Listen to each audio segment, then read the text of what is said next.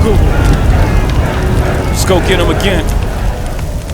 Welcome to the Robes Away channel. I'm your host, Mark. If you're a returnee, welcome back. Merci beaucoup pour le sport. J'apprécie ça. If you are new here, please don't hesitate to subscribe and say hello in the comments below. Love to meet new frag heads. Welcome to Sampling Samples Sunday. Love Sampling Samples Sundays. We're just discovering new things on the channel today. We are discovering a private blend fragrance that, if you go on eBay, it's probably well over $1,000 for it. So I'm going nuts here. It is on the unicorn, the myth, the legend, one of the first Tom Ford private blends. Let me introduce to you the discontinued Moss Breches. And had a little sample before I got my bottle. Ooh, yeah, I'm flexing on you. If you know, you know about Moss Breches. If you don't know, don't try to get to know it. It will take out a second or third mortgage out of your house to get a bottle of this stuff. This is a unicorn that is very expensive within the community. It is its first time on camera on my channel, I believe, as far as the in-depth review, and we're going to do that today. I've had several days with my little sample, and let's get your popcorn, let's buckle up, let's take a look at some stats on this one. It was released back in 2007. It is from the original, and I mean the original private blend Tom Ford launch that includes gems like Amber Absolute, Tuscan Leather, Tobacco Vanille, among others.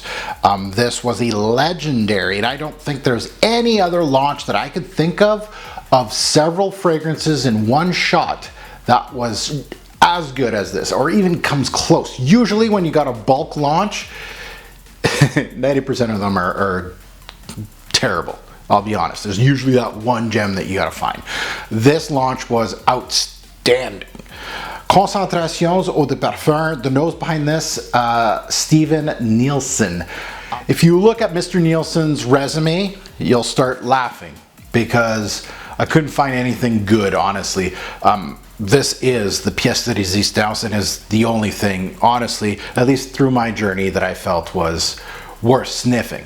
So this is a gem on the resume. Now let's take a look at the notes. The big notes to my nose, and again, I like to pick out like just 3 notes that I think made an impact during sampling. It doesn't mean it's the biggest notes in the fragrance.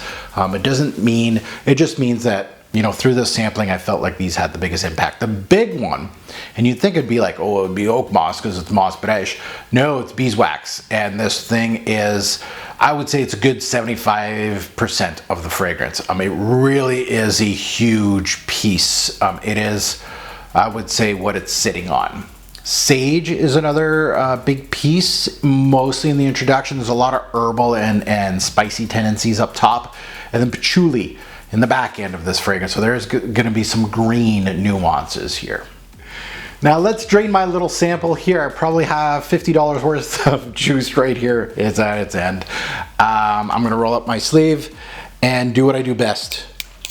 And that means sampling. And I'm going to drain this. And a lot of you that want Moss Breches are probably like, I hate you right now because you're just spraying this thing until it's done. See you later. Oh. This is a gorgeous fragrance. So Moss Breches starts you off complex and classical. So you have to have almost a refined taste to like this type of fragrance. You know, if you're new to the fragrance game, you like what's being released, you know, in the designer game recently, this is not for you. This is for the connoisseur of fragrances, of people that enjoy going back in time and sniffing out fragrances from the 90s, 80s, 70s, things like that. You get some herbal tendencies here, you get some powdery tendencies, you get some dry balsam, some spices, among other things. The most important part in Moss is the honeyed sweetness. This isn't your bubblegummy sweetness that you're used to. This is, it's got some depth to it.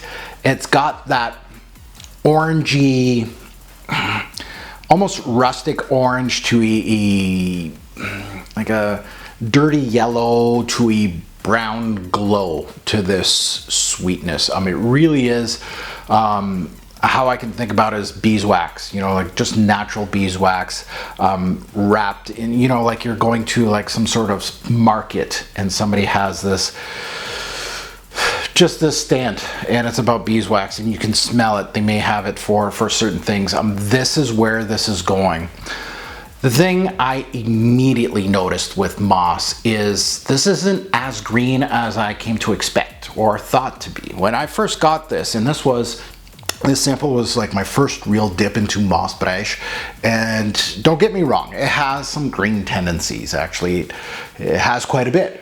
Now let's start with these green nuances because they are a big portion of the fragrance. They're not the main factor personally, but they are a big part of it. Now there's herbal tendencies, there's spicy tendencies, and this is where this thing kind of starts with me.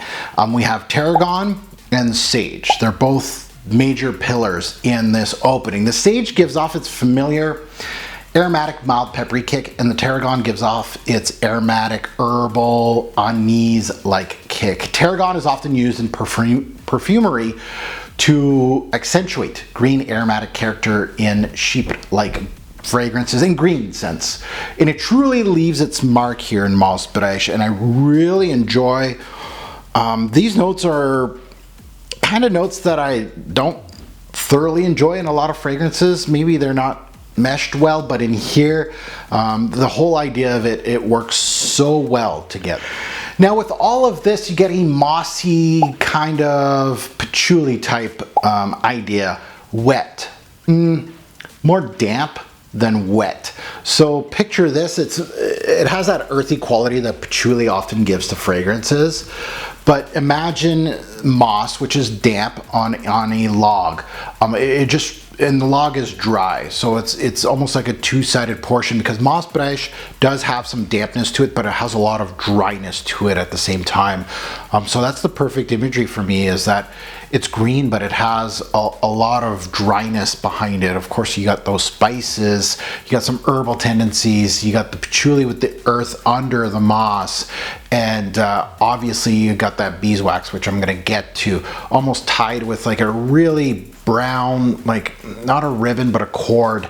It really has like almost like a hay-like cord tied everything together. So it's herbal, it's green, it's kind of spicy, but this thing starts opening up with this beeswax, and the beeswax is heavy in this fragrance. The influence of beeswax is huge with all this running through it. There's benzoin that also aids the beeswax. I think they play well together in this scent and give off almost like a honeycomb like note, something you'd use in a tea or something you'd use for a remedy for a sore throat. It gives off like an ambery glow to everything, kind of lemony a little bit, so it kind of has a little bit of a citrus take, but not big, bright and uplifting. Kind of caramel without being gourmand, in my opinion. Some call this fragrance gourmand. I don't see it just because of the beeswax. Maybe they have like a honeyed idea, and I guess I see that, but for me, not so much. The beeswax at times almost kind of gives me an animalic-like appeal, which is very interesting. But I think I'm kind of dreaming that. But I like to say that in reviews, that I'm kind of getting that imagery. Now, once you get into the dry down, Moss Breches does not change much, to be honest. You get some added vanillic qualities. That ambery glow kind of gets a little more vanillic, a little more sweet. Those came from, of course, the start, but they're a little more amplified here in the backbone of the fragrance. You get a little more woods, almost cedar-like in the back end. The beeswax and the mossy quality are your 1-2 punch, and they are your central theme in this back end, and they are absolutely gorgeous and they work well together. It's a very unique play on for me, but also has that classical style at the same time. It smells, the beeswax, and I said this numerous times in this review, is that it's like a beeswax block that added a little bit of herbal touches to it. It's hand carved right in front of you. There's elements of moss, there's some waxy honey, there's some earthy touches here, there's cedar, and envelopes the user to finish off Moss Breches. Honestly, I've said this before in this review, and you have to be somebody that really appreciates fragrances. This is not for someone, oh, I just got into Tom Ford fragrances and I want to smell Moss Breches. I might just blind buy it for $1,000. No. It is one of those that, you know, if you're happy with the Tobacco Vanille, the Tuscan leathers and all, I don't see that crowd enjoying this. And that's where I just want to be a little, I want you to be mindful when you're watching this review, is that this is a fragrance that you need to like or enjoy the finer things, the older things in perfumery. Overall, at the end of the day, you would think, oh, Moss Breches, you know, I would be finishing up this review and saying the moss in here is what impressed me in this release, and it did. But I have to say the big star of the show was the beeswax, and I think this might be the best use of that particular note in a fragrance that I've smelt to date. And I know moss should be the central theme here, but for me it's not. The blend, spectacular. The scent itself, classical in style. And I think any fragrance connoisseur should sniff this, as it's truly a piece of history that really isn't a piece of history. It's really not that old, and it most likely will be forgotten. It's starting to be forgotten. Yeah, it's a good one. Now let's get into seasons, day, night, versatility, and performance. Seasons, I think spring's the best. Like today, it rained. And again, we're in the middle of summer, so Celsius-wise, I think it was like 15 Celsius. Perfect. Perfect. It worked so well today. I didn't get a rainy day with it except for today, and it was great. So spring, fall, summer nights, this thing will do well. Day or night, I think it's more of a daily wear scent. I feel like this is just something that you'd wear with a nice suit. You can dress it up or dress it down, doesn't really matter, but it's just one of those statement pieces, I think, for me. Versatility, fairly average. There's no restrictions as far as versatility goes. Performance, longevity, it's not a beast, 7 to 10 hours, which is very, very good. And again, this initial launch of private blends, a lot of them were beast mode. This one is just very solid, 7 to 10 hours with high projection. And this type of scent, you would think it would actually be lighter than that, just the way it's built, but it's not. It's actually really well done, and it's not, you know, Tuscan leather 12 plus hours, you know, my original OG bottle or Tobacco Vanille, but it's perfect, right, at 7 to 10 with high projection. So my final thoughts on Moss Breches are that, is this fragrance game changing? No. Is it exciting for most frag heads? Not really. Is it well done? Oh yeah, it's well done. Is it worth sniffing out at the outrageous price that they're asking on eBay? No. I appreciate it. I love it. And that's where this ends in this review. I have to be honest. It's a scent that probably didn't sell well, and I can see why. I think just a small demographic of the fragrance community would actually enjoy this and pull the trigger on Tom Ford pricing.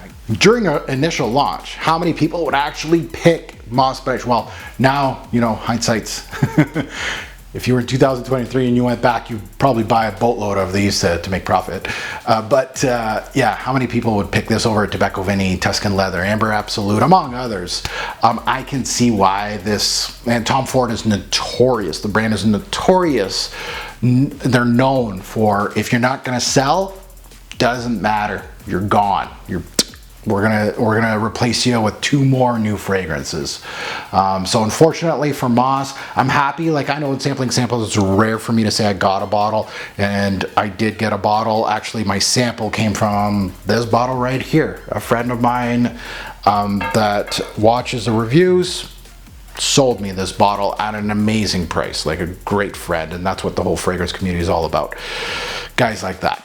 So if I had to give it a score, I have to give it a score on sampling samples, and you know, you would expect a 10 out of 10 perfect score.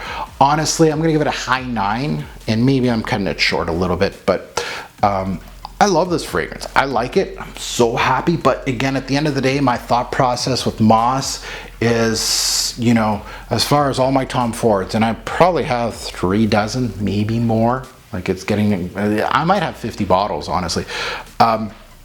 This is a collection piece to me. This is important to me because of the collection piece. And As far as the scent profile goes, would it make top 5, top 10? Maybe not. I don't know. It would be cutting it close. So that's where it's got to be at a 9. Do I get more excited about other fragrances in the line that are more readily available?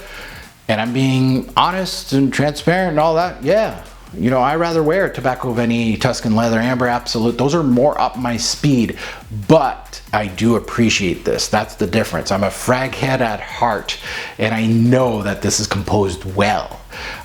So that's why I like it. 9 out of 10. I think is a good score as far as, you know, the score changing. The scores are the most important scores. These are important scores, but the most important scores are when the final review comes in with the bottle. Because I've tested it in every season. I've worn it for more than 7 days. And that's when, is it gonna jump up to that 10? It could. It very well, 9s can go to 10s, or it'll stay at a 9, or it might go below. We'll see. Now that you heard my take, I'd love to see yours in the comments below. And as always, a great import fragrance will make a lasting impression. Choose your scent wisely. And don't take out a second mortgage for Moss Breches. Have a good one.